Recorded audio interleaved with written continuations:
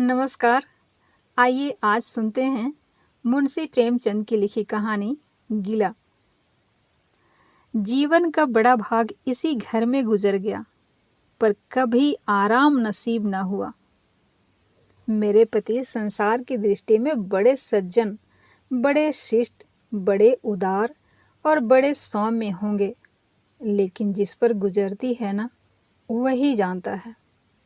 संसार को उन लोगों की प्रशंसा करने में आनंद आता है जो अपने घर को भाड़ में झोंक रहे हों, गैरों के पीछे अपना सर्वनाश किए डालते हों। जो प्राणी घर वालों के लिए मरता है, उसकी प्रशंसा संसार वाले नहीं करते।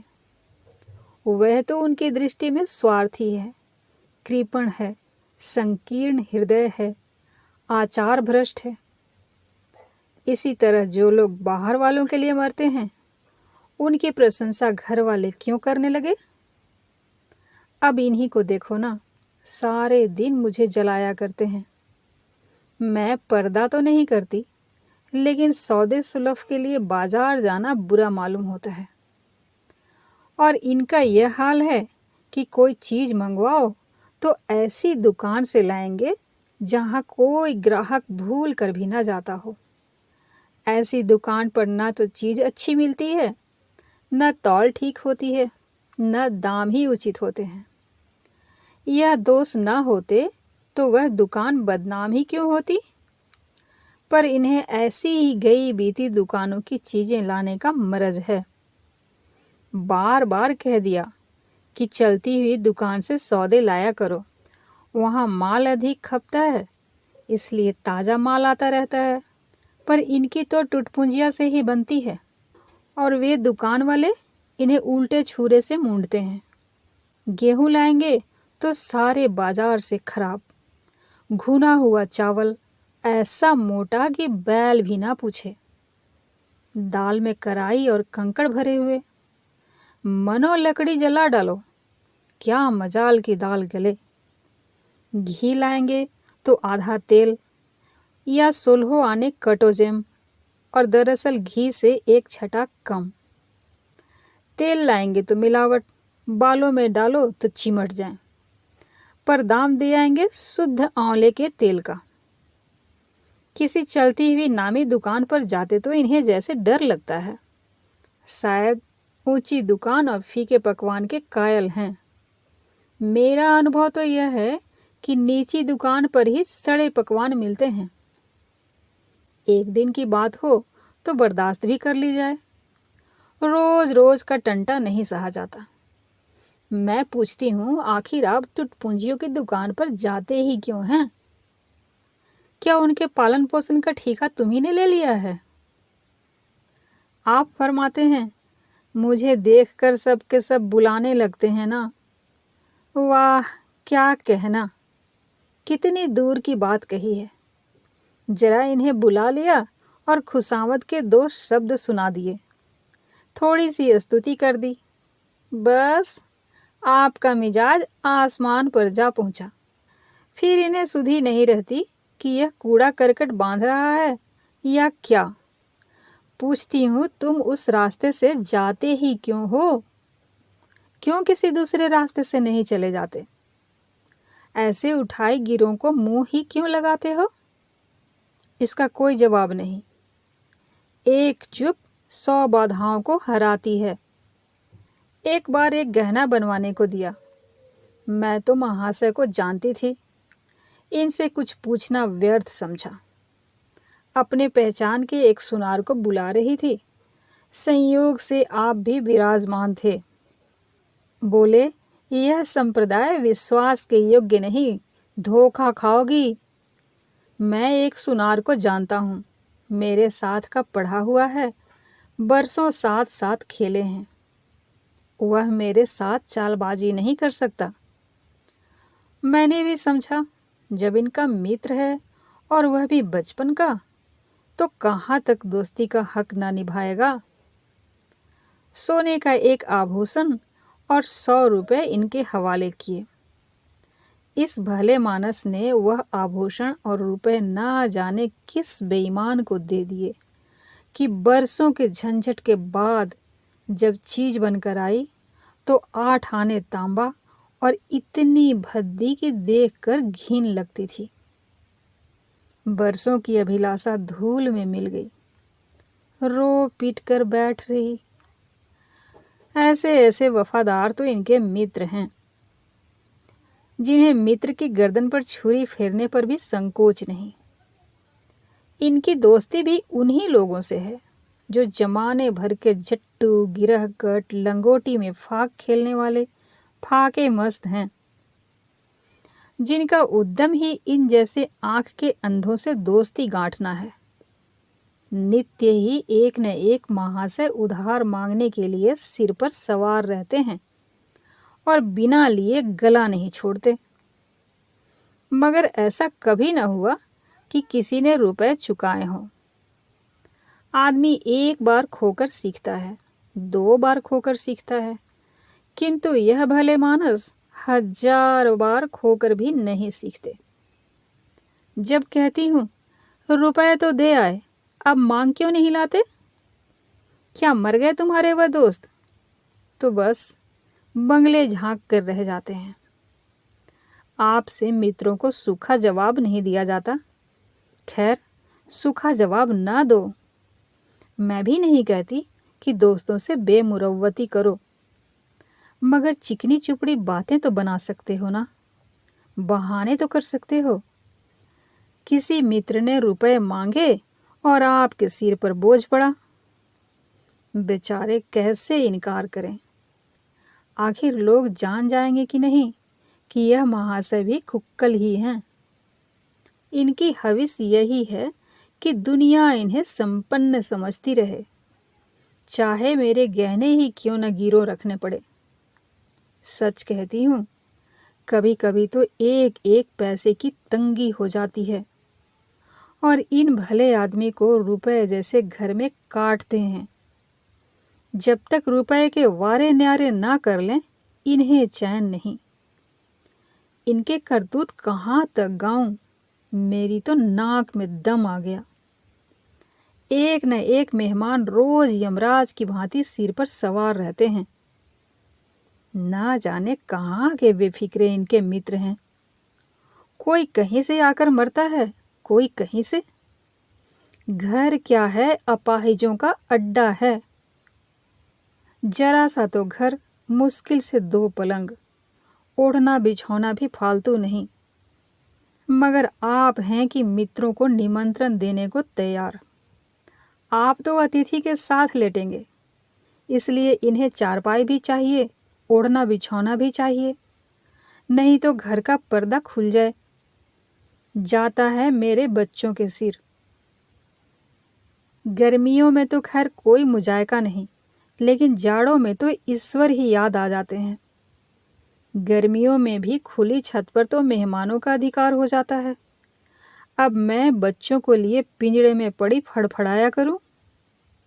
इन्हें इतनी भी समझ नहीं कि जब घर की यह दशा है तो क्यों ऐसों को मेहमान बनाएं जिनके पास कपड़े लत्ते तक नहीं। ईश्वर की दया से इनके सभी मित्र इसी श्रेणी के हैं। एक भी ऐसा माई का लाल नहीं जो समय पड़ने पर धेले से भी इनकी मदद कर सके। 2-1 बार महाशय को इसका अनुभव अत्यंत कटु अनुभव हो चुका है, मगर इस जड़ भरत ने जैसे आंखें ना खोलने की कसम खा ली है।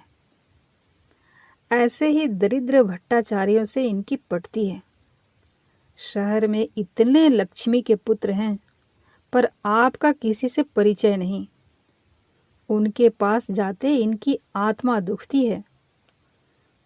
दोस्ती गांठेंगे तो ऐसे से जिनके घर में खाने का ठिकाना नहीं।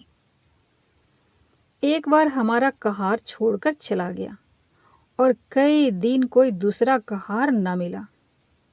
किसी चतुर और कुशल कहार की तलाश में थी, किंतु आपको जल्द से जल्द कोई आदमी रख लेने की धुन सवार हो गई। घर के सारे काम पूर्ववत चल रहे थे, पर आपको मालूम हो रहा था कि गाड़ी रुकी हुई है। मेरा जूठे बर्तन मांजना और अपना साग भाजी के लिए बाजार जाना इनके लिए असह्य हो उठा। एक दिन जाने कहाँ से एक बांगड़ू को पकड़ लाए। उसकी सूरत कह देती थी कि कोई फालतू जंगलू है, मगर आपने उसका ऐसा बखान किया कि क्या कहूँ। बड़ा होशियार है, बड़ा आज्ञाकारी है, परले सिरे का मेहनती, गजब का सलीकेदार और बहुत ही ईमानदार। खैर, मैंने उसे रख लिया। मैं बार बार क्यों इनकी बातों में आ जाती हूँ, इसका मुझे स्वयं आश्चर्य है। यह आदमी केवल रूप से आदमी था, आदमियत के और कोई लक्षण उसमें न थे। किसी काम की तमीज नहीं, बेईमान न था, पर गधा अव्वल दर्जे का था। बेईमान होता तो कम से कम इतनी तस्कीन तो होती कि खुद खा जाता है। अभागा दुकानदारों के हाथों लुट जाता था। 10 तक की गिनती उसे ना आती थी। 1 रुपया देकर बाजार भेजूं तो संध्या तक हिसाब न समझा सके। क्रोध पी कर रह जाती थी। रक्त खौलने लगता था कि दुष्ट के कान उखाड़ लूं, मगर इन महाशय को उसे कभी कुछ कहते नहीं देखा। डांटना तो दूर की बात है। आप नहा धोकर धोती छाड़ रहे हैं और वह दूर बैठा तमाशा देख रहा है। मैं तो बच्चा का खून पी जाती, लेकिन इन्हें जरा भी गम नहीं। जब मेरे डांटने पर धोती छाटने जाता भी तो आप उसे समीप न आने देते। बस उसके दोषों को गुण बनाकर दिखाया करते थे, और इस प्रयास में सफल न होते तो दोषों पर पर्दा डाल देते थे। मूर्ख को झाड़ू तक लगाने की तमीज न थी। मर्दाना कमरा ही तो सारे घर में ढंग का एक कमरा है। उसमें झाड़ू लगाता तो इधर की चीज उधर, ऊपर की नीचे, मानो कमरे में भूकंप आ गया हो। और गर्द का यह हाल कि सांस लेना कठिन। पर आप शांतिपूर्वक कमरे में बैठे हैं, जैसे कोई बात ही नहीं। एक दिन मैंने उसे खूब डांटा। कल से ठीक ठीक झाड़ू न लगाई तो कान पकड़ कर निकाल दूंगी। सवेरे सोकर उठी तो देखती हूँ कमरे में झाड़ू लगी हुई है और हर एक चीज करीने से रखी हुई है।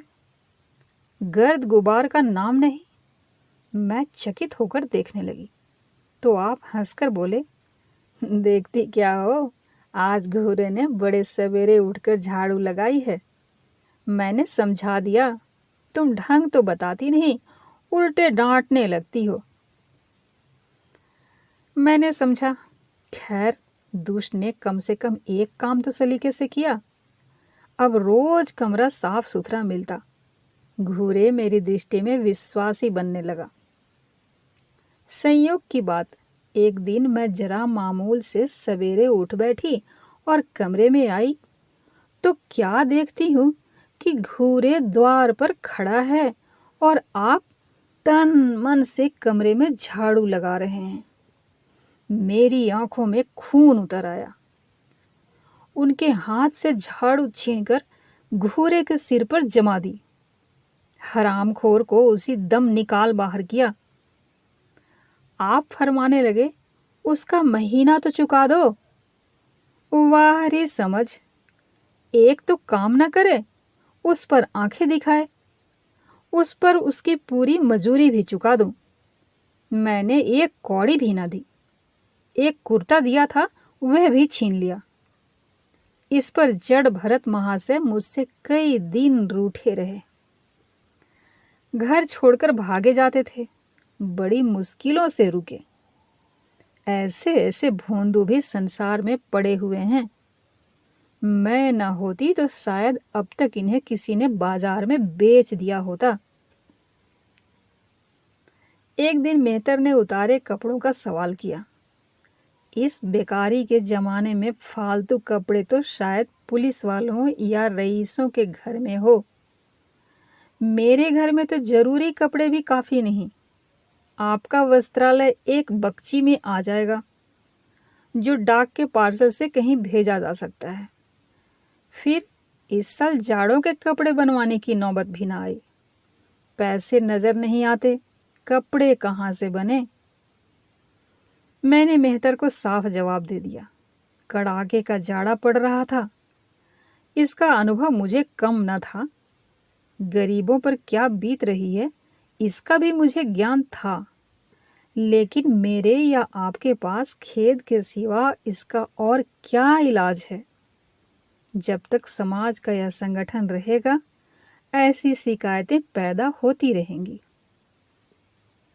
जब एक एक अमीर और रईस के पास एक एक मालगाड़ी कपड़ों से भरी हुई है, तब फिर निर्धनों को क्यों न नग्नता का कष्ट उठाना पड़े? खैर, मैंने तो मेहतर को जवाब दे दिया। आपने क्या किया कि आपका कोट उठाकर उसको भेंट कर दिया। मेरी देह में आग लग गई। इतनी दानशील नहीं हूं कि दूसरों को खिलाकर आप सो रहूं। देवता के पास यही एक कोट था, आपको इसकी जरा भी चिंता न हुई कि पहनेंगे क्या। यश के लोभ ने जैसे बुद्धि ही हर ली। मेहतर ने सलाम किया, दुआएं दी और अपनी राह ली। आप कई दिन सर्दी से ठिठुरते रहे। प्रातःकाल घूमने जाया करते थे, वह बंद हो गया। ईश्वर ने उन्हें हृदय भी एक विचित्र प्रकार का दिया है। फटे पुराने कपड़े पहनते आपको जरा भी संकोच नहीं होता। मैं तो मारे लाज के गड़ जाती हूँ। पर आपको जरा फिक्र नहीं। कोई हंसता है तो हंसे, आपकी बला से। अंत में जब मुझसे ना देखा गया तो एक कोट बनवा दिया। जी तो जलता था कि खूब सर्दी खाने दूं, पर डरी कि कहीं बीमार पड़ जाएं तो और बुरा हो। आखिर काम तो उन्हीं को करना है ना। महाशय अपने दिल में समझते होंगे मैं कितना विनीत, कितना परोपकारी हूँ। शायद इन्हें इन बातों का गर्व हो। मैं इन्हें परोपकारी नहीं समझती, ना विनीत ही समझती हूँ। यह जड़ता है, सीधी सादी निरीहता। जिस मेहतर को आपने अपना कोट दिया, उसे मैंने कई बार रात को शराब के नशे में मस्त झूमता देखा है और आपको दिखा भी दिया है। फिर दूसरों की विवेकहीनता की पुरौती हम क्यों करें? अगर आप विनीत और परोपकारी होते तो घर वालों के प्रति भी तो आपके मन में कुछ उदारता होती। यह सारी उदारता बाहर वालों के लिए ही सुरक्षित है। घर वालों को उसका अल्पांश भी ना मिलना चाहिए। मेरी इतनी अवस्था बीत गई, पर इस भले आदमी ने कभी अपने हाथों से मुझे एक उपहार भी ना दिया। बेशक मैं जो चीज़ बाजार से मंगवाऊं, उसे लाने में इन्हें जरा भी आपत्ति नहीं, बिल्कुल उज्र नहीं, मगर रुपए मैं दे दूं, यह शर्त है। इन्हें खुद कभी यह उमंग नहीं होती। यह मैं मानती हूं कि बेचारे अपने लिए भी कुछ नहीं लाते। मैं जो कुछ मंगवा दूं, उसी पर संतुष्ट हो जाते हैं। मगर आखिर आदमी कभी कभी शौक की चीजें चाहता ही है ना। अन्य पुरुषों को देखती हूँ, स्त्री के लिए तरह तरह के गहने, भांति भांति के कपड़े और शौक श्रृंगार की वस्तुएं लाते रहते हैं। यहाँ इस व्यवहार का निषेध है। बच्चों के लिए भी मिठाइयाँ, खिलौने, बाजे शायद जीवन में एक बार भी न लाए हों। शपथ भी खाली है। इसलिए मैं तो इन्हें कृपण कहूँगी और रसिक कहूँगी, हृदय शून्य कहूँगी, उदार नहीं कह सकती। दूसरों के साथ इनका जो सेवा भाव है, उसका कारण है इनका यश लोभ और व्यवहारिक अज्ञानता। आपके विनय का यह हाल है कि जिस दफ्तर में आप नौकर हैं, उसके किसी अधिकारी से आपका मेल जोल नहीं। अफसरों को सलाम करना तो आपकी नीति के विरुद्ध है। नज़र या डाली तो दूर की बात है। और तो और कभी किसी अफसर के घर नहीं जाते। इसका खामियाजा आप ना उठाएं तो कौन उठाएगा? औरों को रियायती छुट्टियां मिलती है, आपका वेतन कटता है। औरों की तरक्कियां होती है, आपको कोई पूछता भी नहीं। हाजिरी में 5 मिनट की भी देर हो जाए तो जवाब पूछा जाता है। बेचारे जी तोड़ कर काम करते हैं। कोई बड़ा कठिन काम आ जाता है तो इन्हीं के सर मढ़ा जाता है। इन्हें जरा भी आपत्ति नहीं। दफ्तर में इन्हें घिस्सू पिस्सू आदि उपाधियां मिली हुई है, मगर पड़ाव कितना ही बड़ा मारे, इनके भाग्य में वही सूखी घास लिखी है। यह विनय नहीं है, स्वाधीन मनोवृत्ति भी नहीं है। मैं तो इसे समय चातुरी का अभाव कहती हूँ, व्यावहारिक ज्ञान की क्षति कहती हूँ। आखिर कोई अफसर आपसे क्यों प्रसन्न हो? इसलिए कि आप बड़े मेहनती हैं। दुनिया का काम मुरव्वत और रवादारी से चलता है। अगर हम किसी से खींचे रहें तो कोई कारण नहीं कि वह भी हमसे ना खींचा रहे। फिर जब मन में क्षोभ होता है तो वह दफ्तरी व्यवहारों में भी प्रकट हो ही जाता है। जो मातहत अफसर को प्रसन्न रखने की चेष्टा करता है, जिसकी जात से अफसर का कोई व्यक्तिगत उपकार होता है, जिस पर वह विश्वास कर सकता है, उसका लिहाज वह स्वभावतः करता है। ऐसे सिरागियों से क्यों किसी को सहानुभूति होने लगी? अफसर भी तो मनुष्य हैं। उसके हृदय में जो सम्मान और विशिष्टता की कामना है, वह कहाँ पूरी हो जब अधीनस्थ कर्मचारी ही उससे फिरंट रहे? तो क्या उसके अफसर उसे सलाम करने आएंगे? आपने जहाँ नौकरी की वहाँ से निकाले गए, कभी किसी दफ्तर में 2-3 साल से ज़्यादा न टिके। या तो अफसर से लड़ गए या कार्याधिक्य के कारण छोड़ बैठे। आपको कुटुंब सेवा का दावा है। आपके कई भाई भतीजे होते हैं, वह कभी इनकी बात भी नहीं पूछते। आप बराबर उनका मुंह ताकते रहते हैं। इनके एक भाई साहब आजकल तहसीलदार हैं। घर की मिल्कियत उन्हीं की निगरानी में है। वह ठाठ से रहते हैं। मोटर रख ली है, कई नौकर चाकर हैं, मगर यहाँ भूले से भी पत्र नहीं लिखते। एक बार हमें रुपए की बड़ी तंगी हुई। मैंने कहा, अपने भ्राता जी से क्यों नहीं मांग लेते? कहने लगे, उन्हें क्यों चिंता में डालूं? उन्हें भी तो अपना खर्च है। कौन सी ऐसी बचत हो जाती होगी? जब मैंने बहुत मजबूर किया तो आपने पत्र लिखा। मालूम नहीं पत्र में क्या लिखा। पत्र लिखा या मुझे चकमा दे दिया। रुपए न आने थे न आए। कई दिनों बाद मैंने पूछा, कुछ जवाब आया श्रीमान के भाई साहब के दरबार से? आपने रुष्ट होकर कहा, अभी केवल 1 सप्ताह तो खत पहुंचे हुए, अभी क्या जवाब आ सकता है। 1 सप्ताह और गुजरा, मगर जवाब नदारद। अब आपका यह हाल है कि मुझे कुछ बातचीत करने का अवसर ही नहीं देते। इतने प्रसन्न चित्त नजर आते हैं कि क्या कहूँ। बाहर से आते हैं तो खुश खुश, कोई न कोई सिगुफा लिए हुए। मेरी खुशामद भी खूब हो रही है। मेरे मैके वालों की प्रशंसा भी हो रही है। मेरे गृह प्रबंध का बखान भी असाधारण रीति से किया जा रहा है। मैं इस महाशय की चाल समझ रही थी। यह सारी दिलजोई केवल इसलिए थी कि श्रीमान के भाई साहब के विषय में कुछ पूछ न बैठूं।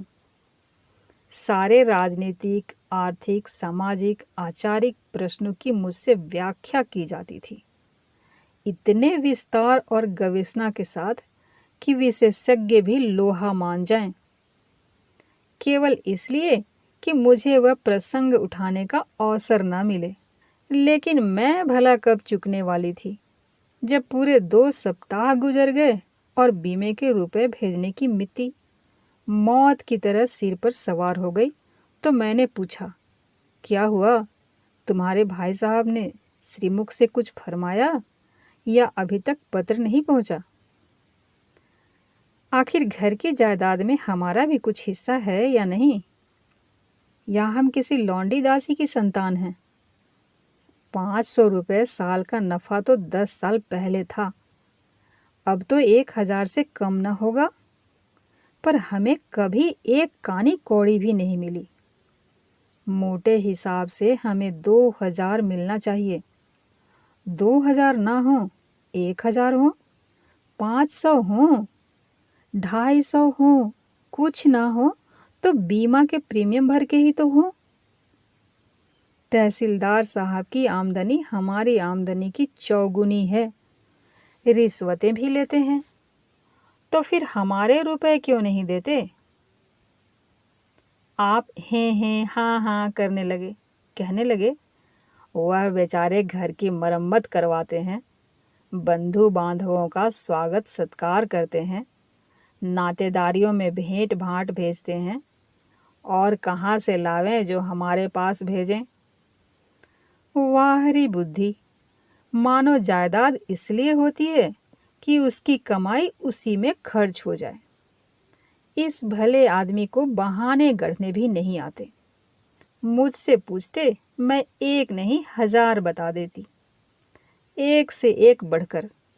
कह देते घर में आग लग गई, सब कुछ स्वाहा हो गया था, या चोरी हो गई, तिनका तक न बचा, या 10,000 का अनाज भरा था उसमें घाटा रहा, या किसी से फौजदारी हो गई, उसमें दिवाला पिट गया। आपको सूझी भी तो लचर सी बात। तकदीर ठोक कर बैठ रही। पड़ोस की एक महिला से रुपए कर्ज लिए, तब जाकर काम चला। फिर भी आप भाई भतीजों की तारीफ के पुल बांधते हैं तो मेरे शरीर में आग लग जाती है। ऐसे कौरवों से ईश्वर बचाए। ईश्वर की दया से आपके 2 बच्चे हैं, 2 बच्चियां भी हैं। ईश्वर की दया कहूं या कोप कहूं, सब के सब उद्यमी हो गए हैं कि खुदा की पनाह। मगर क्या मजाल है कि यह भोंदू किसी को कड़ी आंखों से देखें। रात के 8 बज गए हैं, युवराज अभी घूम कर नहीं आए। मैं घबरा रही हूं, आप निश्चिंत बैठकर अखबार पढ़ रहे हैं। झल्लाई हुई जाती हूं और अखबार छीनकर कहती हूं, जाकर जरा देखते क्यों नहीं, लौंडा कहाँ रह गया? ना जाने तुम्हारा हृदय कितना कठोर है, ईश्वर ने तुम्हें संतान ही न जाने क्यों दे दी। पिता का पुत्र के साथ कुछ तो धर्म है। तब आप भी गर्म हो जाते हैं। अभी तक नहीं आया, बड़ा शैतान है। आज बच्चा आते हैं तो कान उखाड़ लेता हूं, मारे हंटरों के खाल उधेड़ कर रख दूंगा। यूं बिगड़कर तैस के साथ आप उसे खोजने निकलते हैं।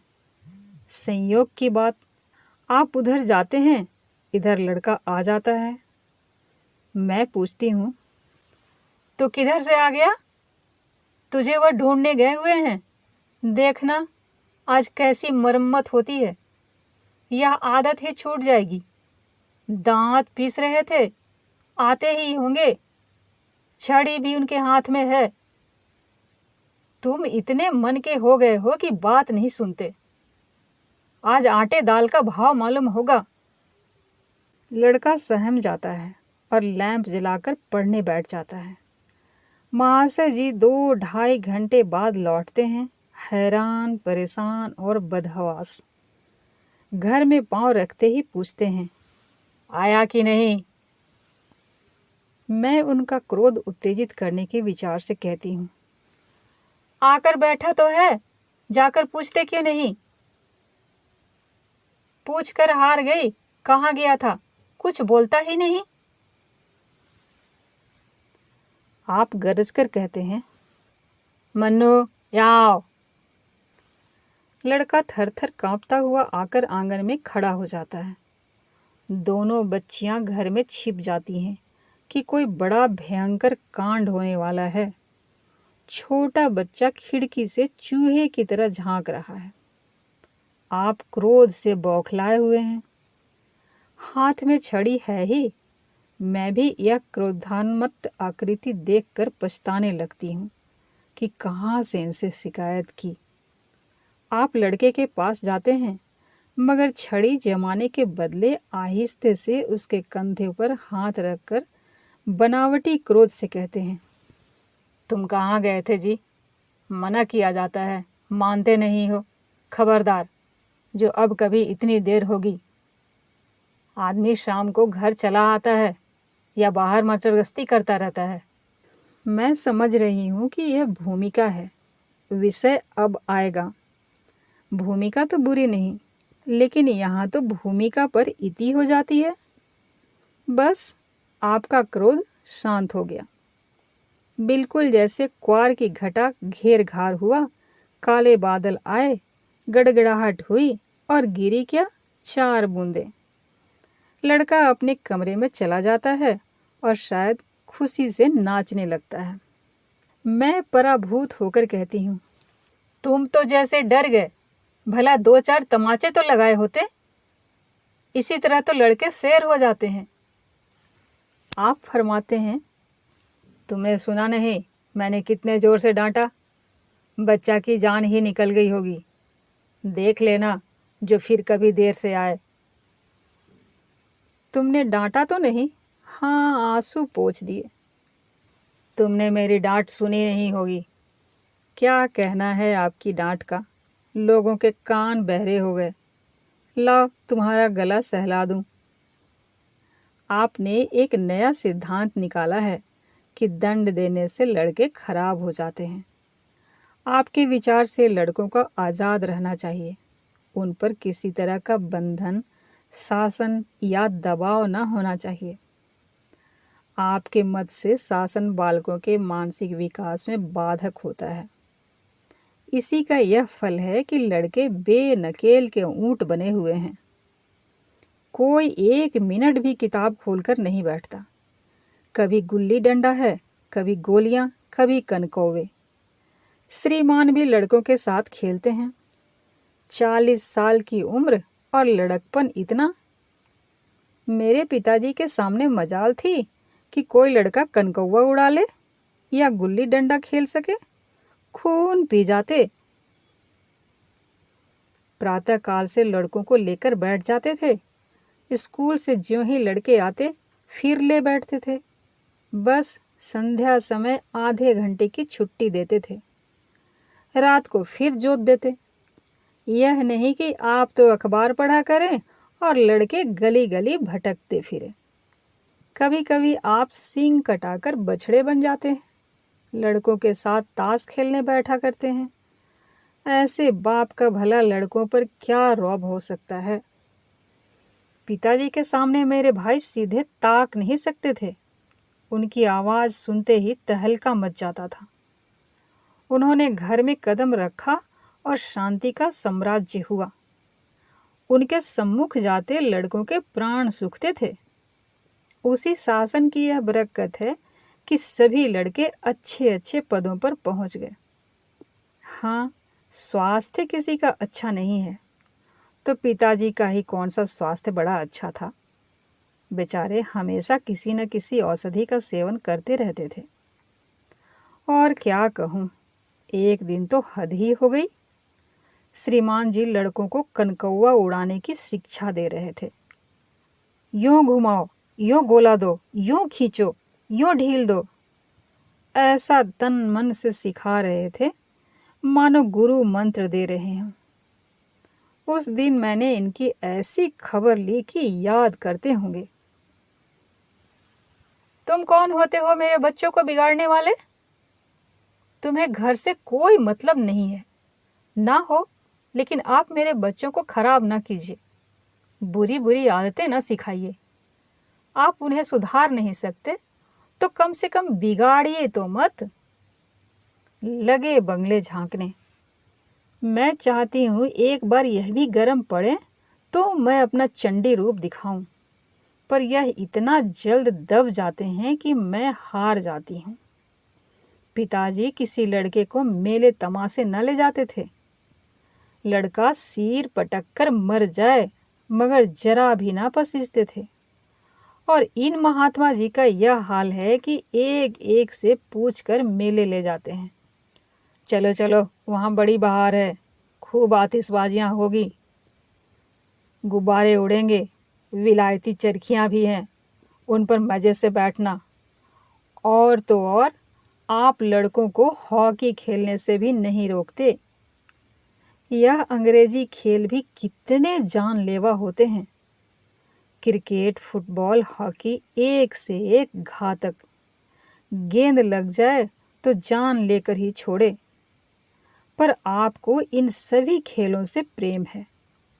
कोई लड़का मैच में जीतकर आ जाता है तो ऐसे फूल उठते हैं मानो किला जीत कर आया हो।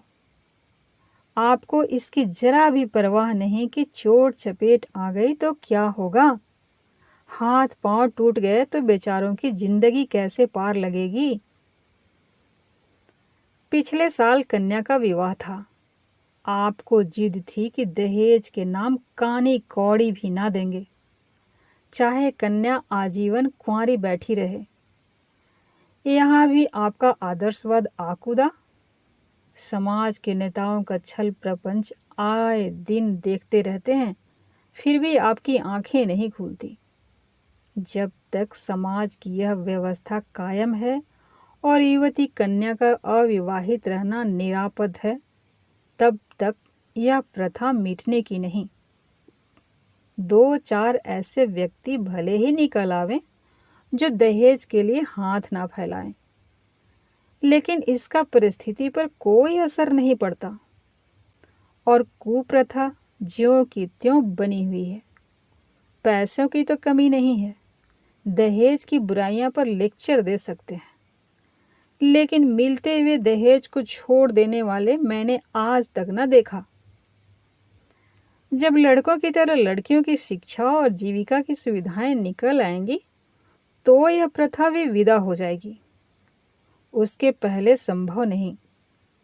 मैंने जहां जहां संदेश भेजा दहेज का प्रश्न उठ खड़ा हुआ और आपने प्रत्येक अवसर पर टांग अड़ाई। अब इस तरह पूरा साल गुजर गया और कन्या को 17वां लग गया तो मैंने एक जगह बात पक्की कर ली। आपने भी स्वीकार कर लिया, क्योंकि वर पक्ष ने लेन देन का प्रश्न उठाया ही नहीं।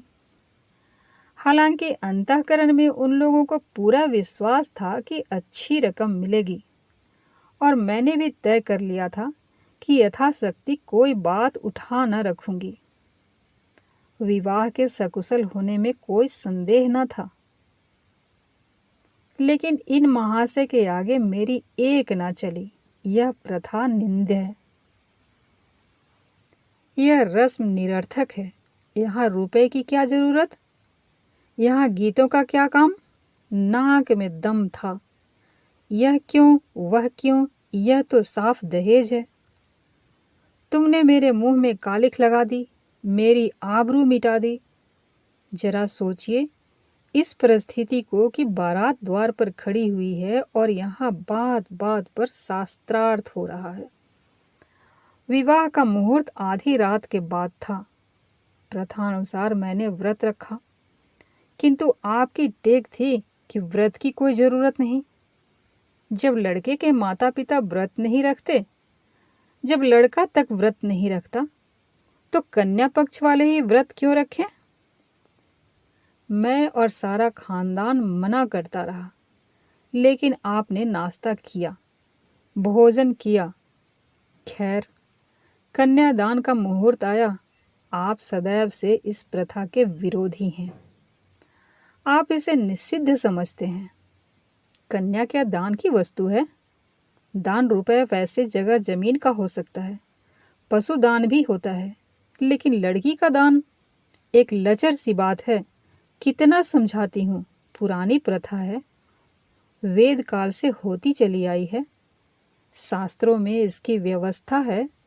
संबंधी समझा रहे हैं, पंडित समझा रहे हैं, पर आप हैं कि कान पर जूं नहीं रेंगती। हाथ जोड़ती हूँ, पैरों पड़ती हूँ, गिड़गिड़ाती हूँ, लेकिन मंडप के नीचे न गए। और मज़ा यह है कि आपने ही तो यह अनर्थ किया और आप ही मुझसे रूठ गए। विवाह के पश्चात महीनों बोलचाल न रही। झक मारकर मुझी को मनाना पड़ा। किंतु सबसे बड़ी विडंबना यह है कि इन सारे दुर्गुणों के होते हुए भी मैं इनसे एक दिन भी पृथक नहीं रह सकती, एक क्षण का वियोग नहीं सह सकती। इन सारे दोषों पर भी मुझे इनसे प्रगाढ़ प्रेम है। इनमें यह कौन सा गुण है जिस पर मैं मुग्ध हूँ, मैं खुद नहीं जानती। पर इनमें कोई बात ऐसी है जो मुझे इनकी चेरी बनाए हुए है। वह जरा मामूली सी देर में घर आते हैं तो प्राण नहों में समा जाते हैं। आज यदि विधाता इनके बदले मुझे कोई विद्या और बुद्धि का पुतला, रूप और धन का देवता भी दे तो मैं उसकी ओर आंखें उठाकर ना देखूं। यह धर्म की बेड़ी नहीं है, कदापि नहीं है। प्रथागत पतिव्रत भी नहीं, बल्कि हम दोनों की प्रकृति में कुछ ऐसी क्षमताएं, कुछ व्यवस्थाएं उत्पन्न हो गई हैं, मानो किसी मशीन के कल पुर्जे घिस घिसा कर फिट हो गए हों और एक पुर्जे की जगह दूसरा पुर्जा काम न दे सके, चाहे वह पहले से कितना ही सुडौल, नया और सुदृढ़ क्यों ना हो। जाने हुए रास्ते से हम निःशंक आंखें बंद किए जाते हैं। उसके ऊंच नीच, मोड़ और घुमाव सब हमारी आंखों में समाये हुए हैं। अनजान रास्ते पर चलना कितना कष्टप्रद होगा। शायद आज मैं इनके दोषों को गुणों से बदलने पर भी तैयार न होंगी। अभी आप सुन रहे थे मुंशी प्रेमचंद की लिखी कहानी गीला। उम्मीद है कहानी आपको पसंद आई। कहानी को लाइक कीजिए, चैनल को सब्सक्राइब कीजिए। अच्छा, तो हम चलते हैं और एक नई कहानी के साथ फिर मिलते हैं। धन्यवाद।